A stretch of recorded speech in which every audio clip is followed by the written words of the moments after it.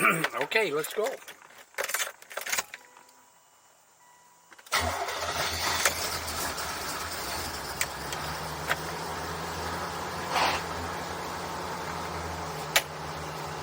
you go. Get the steering wheel set. Let this baby warm up a little bit. Let's get it out in the sun.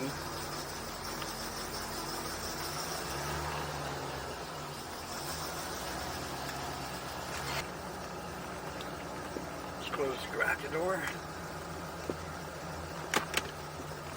A little sip of coffee.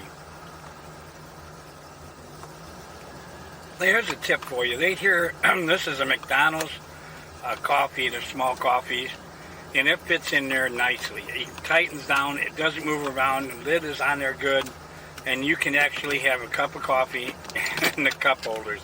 I don't know what else you can put in there. They're pretty small, but that works. Okay, let's give it a little ride.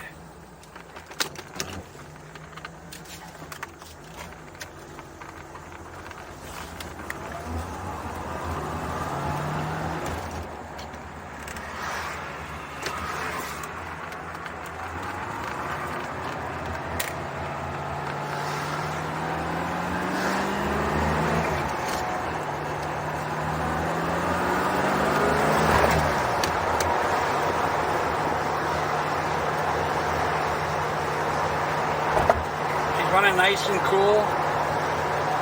Beautiful day. Sun is shining. You can't beat a beautiful day. And I like this one. We're just starting out anyway this morning in the low 70s. This car loves the low 70s. Now I'm going to talk a minute about the heat. When you're getting heavy traffic and you're at a stoplight for a while, you know these cars heat up. And there's no question about it. They're supposed to. They're made that way. They're made to go that 220 and 230. I mean, at 229 or so, the fans would kick on in the car and they would bring it down to around 200, thereabouts. And it would do that, and it protects it. That's the way it's made.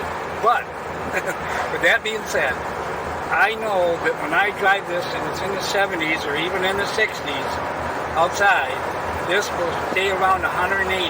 And it performs better. I like it that way. Everything I've ever owned been that way. Every motorcycle I had, every dirt bike, whatever. When the temperature was cooler, the thing just developed more horsepower. It just ran better. So the Vette doesn't seem to be any difference, regardless of what temperature it's supposed to run at.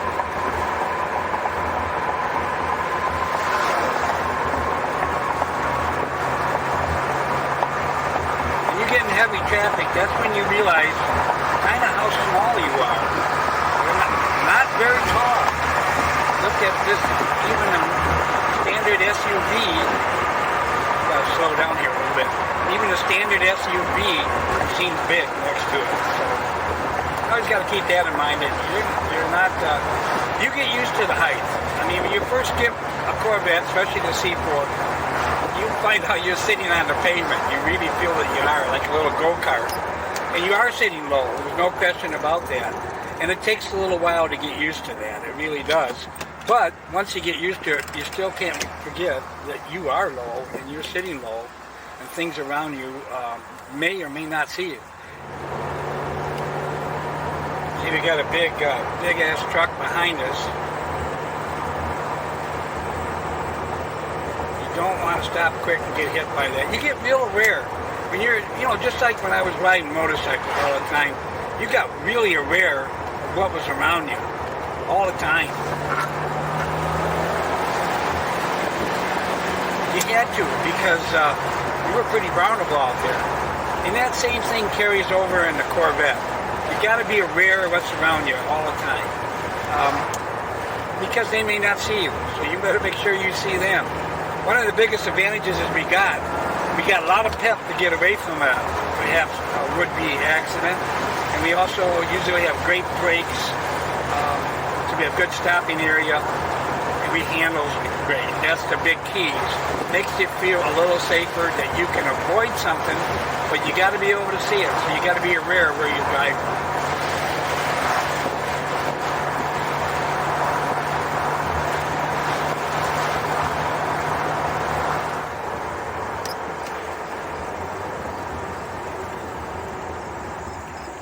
It's hard to pick up the sound of the Vette.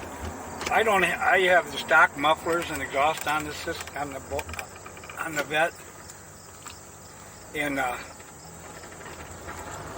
I like it. I like the sound. You don't get the drone that a lot of cars get when they either take the mufflers off, use a muffler delete, or another type of muffler to make it loud. No, those sound cool. Don't get me wrong. I like that. But I do like the sound of this, you know. When I get on it, I feel the zoom, I feel the power. It's great, and I can hear it. But I'm not hearing it all the time. I'm uncomfortable. There's enough noise that when I start it up that the neighbors know I'm going for a ride. I can't ask for more than that, right? A minute to talk about the 4+3 transmission. You know, during this period of time, I think through 85, 84, rather through maybe 89 it was, this was a 4+3.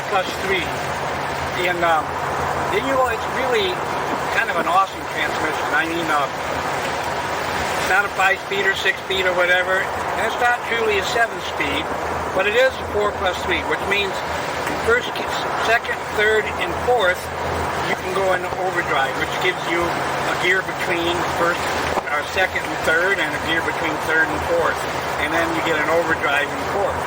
Now, realistically, and they work a little bit different each year. The way 85 works is my favorite, how they set it up electronically. Anytime you're in overdrive, you can floor it like you would, and it would come out of overdrive, and like you go into a passing gear to come back to your fourth gear. I don't use it in any of the second, third, and fourth. I have used it to test it, to realize that that is not for me. It doesn't really give me any advantage. Maybe if you were going through a certain track or something, then maybe you could find it somewhere between second and third is the gear to be on for the speed you're going, like an autocraft. I can see that for sure because it does work out good that way. But normally, like now, I'm driving along and I'm only trying to do the speed limit pretty much, and I'm pushing 2,400 RPM. But like any overdrive situation, I put the clutch in. You don't have to, but I push the clutch in, and I push the top of my button there, and now I'm down to like 1,400 RPMs. So the gas mileage just goes way up. I was going in the 20s, now I'm going in the 30s. Of course, I'm going down a hill here. But 30s and 40s per mile. I'm going to switch out of it and go back to standard. Now I'm back in the fourth gear. And I rarely have to go out of that. If I'm was going to try to save gas, which at times I do now the gas is so high, then I'd probably use it when I was on the road trying to make some distance. But other than that, no. I like the power I still have in fourth gear. I like the torque that's there. I don't kind of want to give up anything, because you would immediately give that up when you go into overdrive on any of the gears.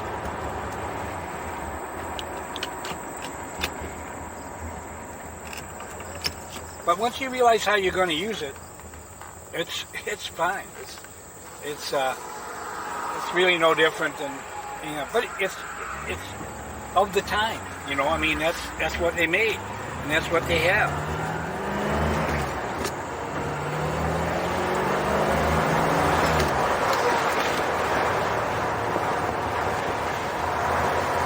But any of you that are watching this, you know how good this handles, how well it holds the road. Especially if you got good tires and new tires on it.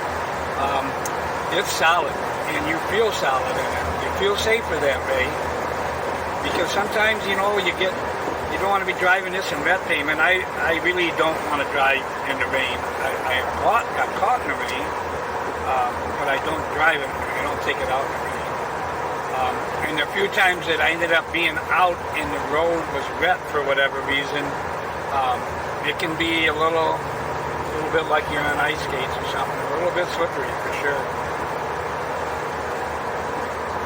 A lot of guys make the big mistake of you get an older Vette and the tread on it is pretty good, the tires look like they're good, the hole in the air good and that, but they're old. And they get hard and they get dangerous.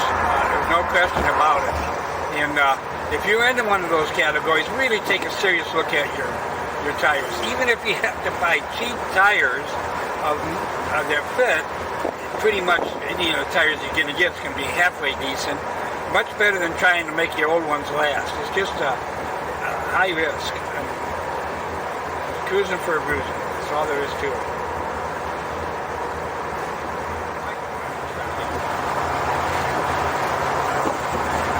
My vet is a Z51, and that includes like a higher, thicker, heavier suspension, faster steering. You can go from lock to lock with less than 2 turns. Makes it quicker, nice for for track. It also has the 9.5-inch wide wheels on all 4 wheels, which was different than the standard at the time. It also has the extra fan in front of it to be pushed, which was an option. You could get some of these items as an option. Of course, the shocks being heavier and the suspension for sure, which they tapered down a little bit in 85 from 84, which was so hard. I find the ride on this just excellent. I don't find it bumpy. I find it firm, and I like the firm. I mean, you get the rip you do, you stay right there. Rough road is a rough road. I don't care what you're driving. But beyond that, and originally when they came out, right out of the box, you could take the Z51 with the 307. They also had the 307 and the stick shift too. Was in a lot of them. Obviously, this one too, and it would go 150 miles an hour plus is what they rated it at off the bat. Where the standard had a 290 rear end, and to my knowledge, then it didn't make the 150, went into 140 category. Those are really fast speeds in 1985. I mean, it doesn't seem like that today, but boy, I tell you, if this was any faster, I'd probably get myself in trouble or hurt. Neither one of those do I want to do. But, that suspension Z51 package, if you're out looking and you see that, it's a plus, I think. Now, I haven't drove a lot of them without that suspension, but certainly this has no negatives that I have found. So that being said, I like it. I like the rear end. I'm sure there's a difference between 290 and a 307, without a doubt.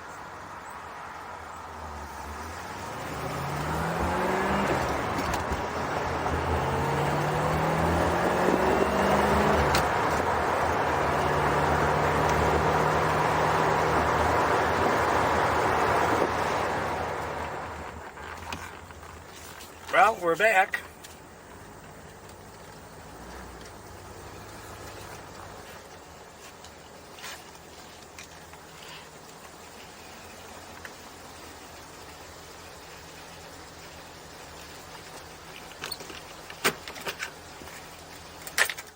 Well, I hope you enjoyed the ride. It was fun. I had a good time, and hopefully you learned a little bit about at least this C4 1985. We'll look in the interior again, and we'll look at some things in future videos, but I just thought I'd take you for a ride. I think I see a lot of them on the site and on the different YouTube sites, so you get a lot of chance to learn a lot of different experiences on it. So hopefully you had fun. I did, and we'll see you next time on the show whenever we do another one.